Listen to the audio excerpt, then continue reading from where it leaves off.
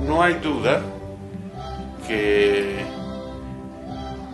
la primera huelga de reforma universitaria en América Latina fue la que se inició el 7 de mayo de 1909 en la Universidad Nacional San Antonio Abad del Cusco.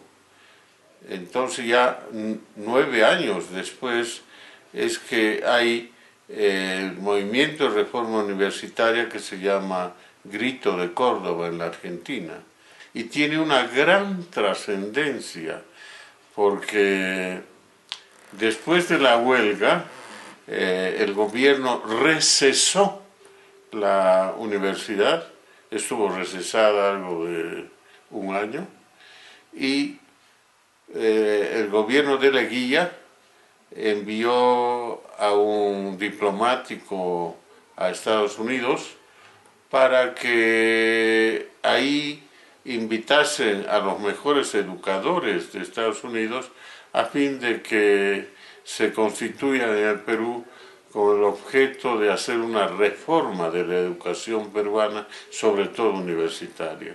Vinieron 3 personas, entre ellos el famoso educador norteamericano Alberto Giesecke, a quien el gobierno de Leguía lo nombró como rector de esta universidad.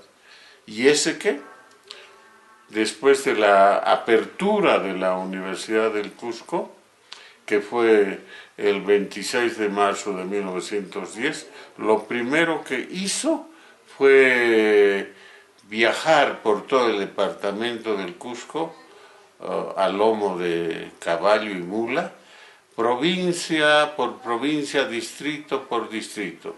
Y a su retorno de este periplo, él dijo: me han impresionado 2 asuntos. Primero, la gran importancia de la ciudad del Cusco con vestigios incaicos y coloniales.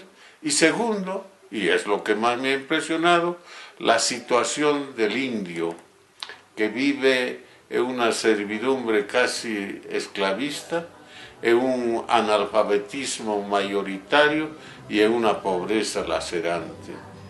Y entonces dijo al Consejo Universitario: estos 2 asuntos van a ser los asuntos básicos de la ideología de la reforma universitaria que yo voy a conducir. Y así fue. Su primera preocupación fue la situación del indio. Por eso es que Giesecke organizó las famosas excursiones al medio rural, donde llevó a catedráticos y estudiantes para que primero hagan un diagnóstico del medio rural y luego den conferencias en quechua y castellano sobre esas poblaciones rurales. De esa suerte nació el famoso indigenismo histórico que, bueno, tuvo como representantes a 2 ilustres intelectuales, a Luis E. Valcárcel, autor de Tempestad en los Andes, y a Uriel García, autor de la investigación titulada El Nuevo Indio. Esta ideología indigenista no se ha estancado en esos 2 decenios del siglo XX, sino que incluso se proyectan hasta nuestros días. Los discípulos de la generación La Sierra, por ejemplo, entre ellos Humberto Vidal Hunda, fue el creador del Día del Cusco. ¿Para qué? Para rescatar las esencias del Cusco y dentro de eso para rescatar los valores de la población indígena. Y Humberto Vidal, al proponer la creación del Cusco, dice: este no debe ser un día más, sino debe ser el inicio de una revolución espiritual. ¿Qué es lo que quería?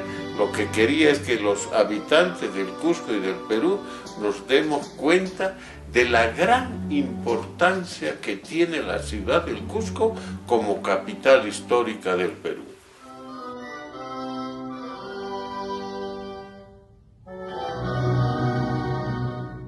Esta generación La Sierra, dirigida por Alberto Yeseke, hizo una serie de aportes, vamos a ver. Introdujo la investigación científica en las aulas universitarias, editó la revista universitaria, introdujo el deporte. Antes jamás se cultivaba deporte en la universidad, y ese que era un educador jovencito, tenía 26 años. Los alumnos universitarios eran mayores de edad en comparación de Yeseke. Y nunca la Universidad del Cusco ha vivido una unidad monolítica como en la época de Yeseke. Unidos autoridades, catedráticos, alumnos y hasta egresados. Todos contribuyeron para cambiar la imagen de la antigua universidad. Y como llevó a los estudiantes y docentes al medio rural, las tesis de grado en las 4 facultades que en ese entonces tenía la universidad, tenían como tema central al indio. Si nosotros comparamos las tesis anteriores a 1910, estas tesis tratan de temas metafísicos y teológicos, y las tesis posteriores a 1910 tratan en un 99% sobre temas del indio y del Cusco, de la época incaica y colonial. Ahora, aquí surge pues ese estudio científico sobre el Cusco. Comienzan a estudiar la época incaica y también los aportes de la época colonial. Y en ese entonces esta universidad logra un gran prestigio al extremo que José Carlos Mariátegui, en sus 7 ensayos de la realidad peruana, pone como modelo de las universidades del Perú a la Universidad San Antonio Abad del Cusco. Y no solamente él, en 1922 en la Cámara de Diputados del Perú se explicó los grandes logros de la Universidad San Antonio y que debiera ser un modelo para las demás universidades. Bueno, cambió pues totalmente la imagen de la propia universidad, de la ciudad, de la provincia y el departamento del Cusco. Esta generación La Sierra es un caso único en nuestra universidad. Es verdad, hay aportes anteriores y posteriores a la generación La Sierra, pero son aportes de carácter individual. Y posteriormente también tenemos, por ejemplo, las investigaciones de Osvaldo Vaca Mendoza, de Sergio Quevedo Aragón, Óscar Núñez del Prado, del ingeniero Óscar Blanco Galdos, del doctor Jorge Flores Ochoa. Pero esos son casos aislados. El caso este es generacional, toda una generación que ha cambiado la universidad cusqueña, la ha rescatado del atraso en que vivía y lo ha puesto a la altura de las mejores universidades del Perú, del mundo. Y Valcárcel ahí dijo, nosotros para esta reforma no necesitamos copiar modelos de Harvard o de cualquier universidad para hacer de esta universidad un pequeño Harvard. No, aquí tenemos con nuestra propia realidad y con nuestro propio aporte hacer una reforma propia, una reforma que resuelva los diferentes problemas sociales, económicos que hay en el departamento del Cusco.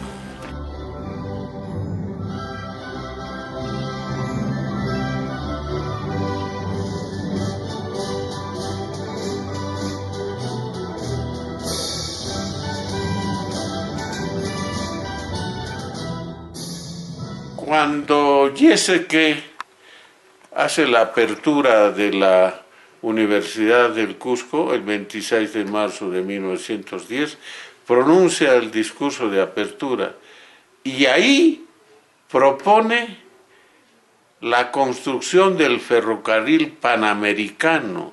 Él pensaba en un ferrocarril, en un tren que partiendo de Nueva York pasaría por muchas repúblicas de Sudamérica, llegaría al Cusco y se internaría hacia el Brasil.